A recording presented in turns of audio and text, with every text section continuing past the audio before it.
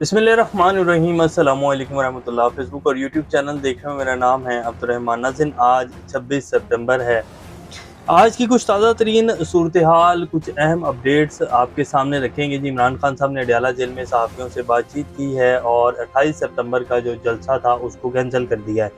इसके साथ साथ इमरान खान साहब ने कहा कि जी इस दिन जलसा नहीं होगा लेकिन एहतजाज ज़रूर होगा। उन्होंने अपनी पार्टी के रहनुमाओं को क्या हदायत की है वो भी आपके सामने रखेंगे। प्रैक्टिस एंड प्रोसीजर एक्ट जो है और उसके ज़रिए फिर काजी फाइज ईसा साहब का दोबारा सदारती ऑर्डिनेंस जारी हुआ। काजी साहब ने कमेटी का इजलास बुलाया और जस्टिस मुनीब अख्तर और जस्टिस मंसूर अली शाह को साइड के ऊपर कर दिया। तो उस प्रैक्टिस एंड प्रोसीजर ऑर्डिनेंस को आज सुप्रीम कोर्ट में चैलेंज कर दिया गया। उसकी तफसीलात भी आपके सामने रखेंगे। इलेक्शन कमीशन ने 7-8 इजलास करने के बाद आज दोबारा सुप्रीम कोर्ट से रुजू कर लिया है। उन्होंने क्या वजाहत तलब की है सुप्रीम कोर्ट से वो भी आपके सामने रखेंगे। इसके साथ साथ कुछ और अहम अपडेट्स हैं। इससे पहले अगर आप लोगों ने चैनल को सब्सक्राइब नहीं किया तो रेड बटन को प्रेस कर लें और बेल आइकॉन को भी प्रेस कर लें ताकि लेटेस्ट अपडेट्स आप लोगों को मिलती रहेंगी। जो हमारा ताल्लुक़ है ऐसे ही जुड़ा रहे। हामिद अली खान साहब, आपको पता है कि जी सीनियर वकील हैं पाकिस्तान के और सुप्रीम कोर्ट के। उन्होंने काजी साहब के हवाले से 2-3 दिन पहले वो बाहर निकले जब उन्होंने उसके ऊपर एतराज़ उठाया काजी साहब के बेंच के ऊपर बैठने पर। पंजाब इलेक्शन ट्रिब्यूनल वाला जो केस था तो काजी साहब ने उनकी बात नहीं सुनी और कहा कि जी आप जा सकते हैं, केस तो मैं ही सुनूंगा। तो वो बाहर निकले और उन्होंने मीडिया के ऊपर काजी साहब के हवाले से बड़े अहम सवालात उठाए और कहा कि जी मैं जो समझता था बिल्कुल ठीक था। काजी साहब जो हैं वो बहुत गलत कर रहे हैं, उन्होंने आइन के साथ सुप्रीम कोर्ट के साथ खिलवाड़ किया है। तो काजी साहब ने जो है उनकी आज जब वो रजिस्ट्रार ऑफिस गए कोई दरख्वास्त दायर करनी होगी तो उन्होंने कहा कि जी अगर आपने काजी साहब के ऊपर अब एतराज़ उठाया, रजिस्ट्रार ऑफिस ने उनको कहा, तो जी आपका लाइसेंस जो है वो कैंसिल कर दिया जाएगा। काजी साहब की हिदायत हैं ये जी। जस्टिस फाइज ईसा साहब हैं।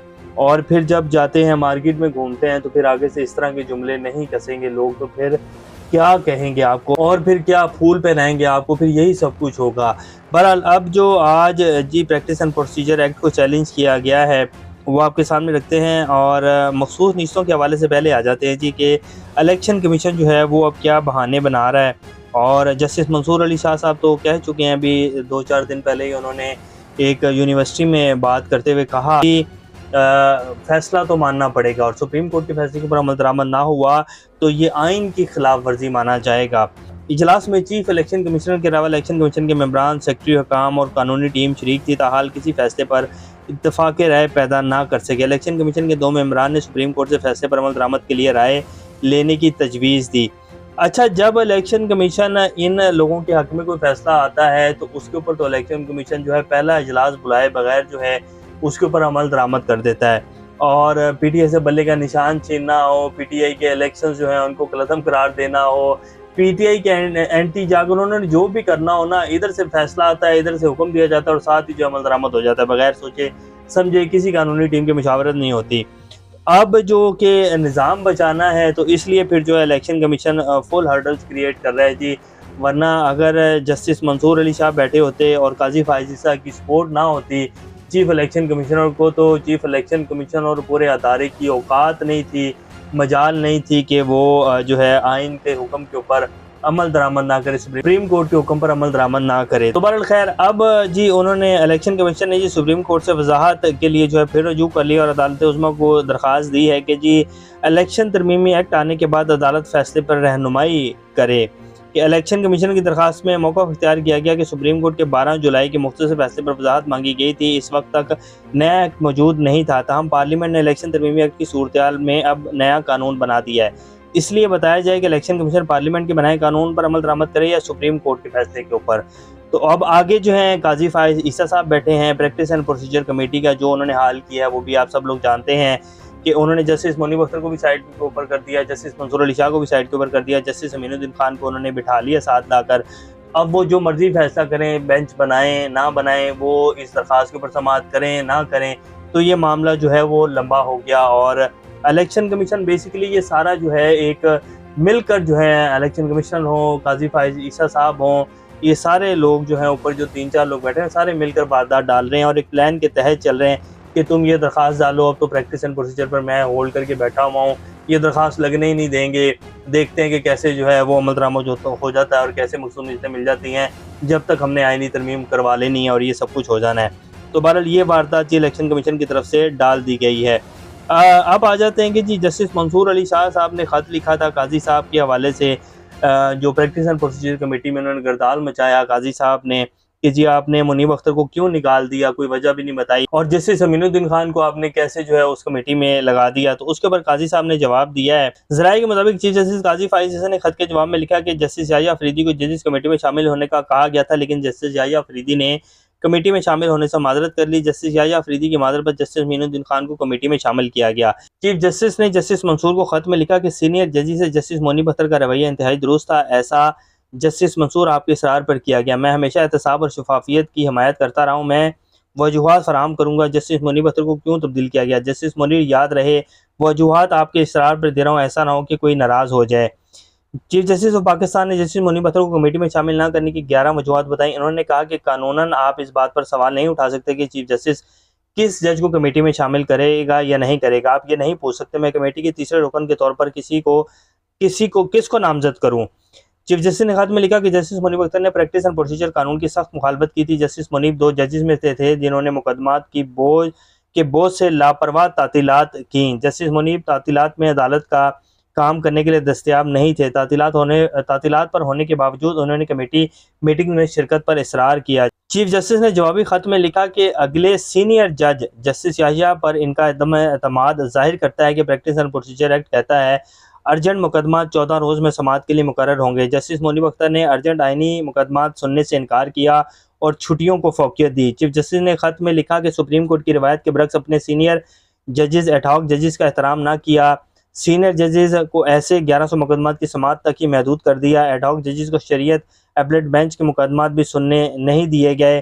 چیف جسٹس قاضی فائز حسن نے خط کے جواب میں لکھا کہ جسٹس منیب اختر نے کمیٹی کے معزز رکن سے غیر شائستہ، درست اور نامناسب رویہ اختیار کیا۔ جسٹس منیب اختر محض عبوری حکم جاری کر کے 11 بجے تک کام کرتے رہے۔ جسٹس منیب اختر کے ساتھی ججز ان کے رویے کی شکایت کی۔ چیف جسٹس نے جوابی خط میں لکھا کہ آڈیو لیک کیس پر حکم امتناع جاری کر کے وہ کیس سماعت کے لیے مقرر ہی نہ کرنے دیا گیا۔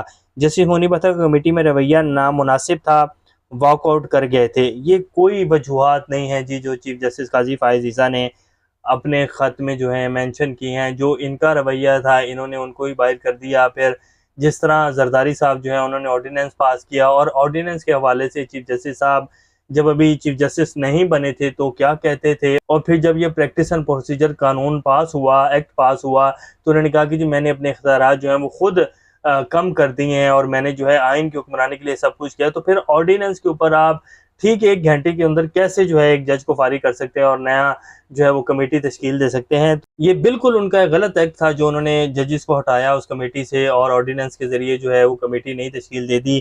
تو اب یہ خط جو ہے انہوں نے بس ایک وجوہات بنا کر جو ہے لکھ کر دے دیا، اس کے علاوہ اور کچھ بھی نہیں ہے۔ اب آ جاتے ہیں کہ جی جو پی ٹی آئی کی طرف سے پریکٹس اینڈ پروسیجر آرڈیننس کو سپریم کورٹ میں چیلنج کیا گیا۔ بیرسٹر گوہر نے درخواست سپریم کورٹ میں دائر کی جس میں وفاق وزارت قانون اور سیکرٹری اور صدر کو فریق بنایا گیا۔ درخواست میں استدعا کی گئی کہ پریکٹس اینڈ پروسیجر ایکٹ سے متعلق صدارتی آرڈیننس کو غیر آئینی قرار دیا جائے اور صدارتی آرڈیننس کے بعد پریکٹس پروسیجر کمیٹی کے فیصلوں کو کالعدم کیا جائے۔ درخواست میں مزید استدعا کی گئی کہ درخواست کے زیر التوا ہونے تک نئی تشکیل پریکٹس پروسیجر کمیٹی کو روکا جائے اور آرڈیننس کے خلاف درخواست کی سماعت کے دوران پرانی کمیٹی کو کام کی اجازت دی جائے۔ خیال ہے صدر مملکت آصف زرداری کے دستخط کے بعد supreme court practice and procedure ترمیمی آرڈیننس قانون بن چکا ہے، تو انہوں نے درخواست کر دی کہ جی اس کو روکا جائے جب تک اس کے اوپر یہ صدارتی آرڈیننس پر فیصلہ نہیں آ جاتا اور پرانی کمیٹی جو ہے وہ بحال کی جائے اور نئی جو کمیٹی قاضی صاحب نے بنائی ہے اس کو کام کرنے سے روکا جائے۔ تو دیکھتے ہیں کہ اب یہ درخواست جو ہے اس کے اوپر سماعت ہوتی ہے، کیونکہ آگے تو قاضی فائز عیسیٰ صاحب جو ہیں بیٹھے ہوئے ہیں اور ان کو جو بٹھانے والے ہیں جی پوری سپورٹ دے کر جو ہیں وہ ان کے ساتھ ہیں اور وہ کہہ رہے ہیں کہ جی آپ شاباش ہے آپ کے اوپر، آپ بس چلتے رہیں اور جو ہم کہہ رہے ہیں بس آپ وہ کرتے رہیں، آئین اور قانون اور عدلیہ کی جو ہیں وہ دھجیاں اڑاتے جائیں، ہم آپ کے ساتھ ہیں، ہم آپ کو ایکسٹینشن دیں گے ہی دیں گے۔ اور جو ویڈیو وائرل ہوئی ہے قاضی صاحب کی وہ تو آپ لوگوں نے دیکھ ہی لی ہوگی۔ عمران خان صاحب نے کہا ہے کہ جی میں 28 سپتمبر کا جلسہ ملتوی کر رہا ہوں اور 28 سپتمبر کو ہفتے والے دن پنڈی میں جو ہے وہ احتجاج ہوگا، یہ ہمیں جلسہ تو نہیں کرنے دیں گے لیکن احتجاج ضرور ہوگا، اور میں نے اپنی تمام پارٹی کو جو ہے وہ اسٹیبلشمنٹ مذاکرات کے لیے منع کر دیا۔ رؤف حسن جو ہیں ان کو نہیں پتہ تھا، وہ غلط فہمی کا شکار ہو گئے۔ یہ اسٹیبلشمنٹ جو ہے یہ ڈاج کرتی ہے اور ان کا کوئی نہیں پتہ چلتا یہ کیا کب کیا جو ہے وہ کر جائیں گے، تو ان کے ساتھ ہم مذاکرات نہیں کریں گے۔ اور پھر انہوں نے کہہ دیا کہ جی احتجاج ہوگا، اور کل جو ہے میں اپنی تمام جو ہماری وکلا ٹیم ہے وہ سپریم کورٹ کے باہر احتجاج کرے گی۔ تو یہ جی عمران خان صاحب نے میسیج دیا ہے، اور جو یہ اس ٹائم کی صورتحال ہے، آئینی ترمیم کے حوالے سے باز گشت چل رہی ہے جی، کہ مولانا صاحب کو منا لیا گیا ہے، یہ ہو گیا ہے، وہ ہو گیا۔ اب دیکھتے ہیں کہ مولانا صاحب واقعی مان گئے ہیں، اور اگر مان گئے ہیں تو کن شرائط کے اوپر مانے ہیں، اور کیا کیا جا رہا ہے آئین کے ساتھ۔ یہ بھی جیسی اپڈیٹس آتی ہیں تو آپ کے سامنے رکھیں گے۔ ابھی تک کے لیے اتنے، اپنا اور چینل کا خیال رکھیے گا۔ اللہ حافظ۔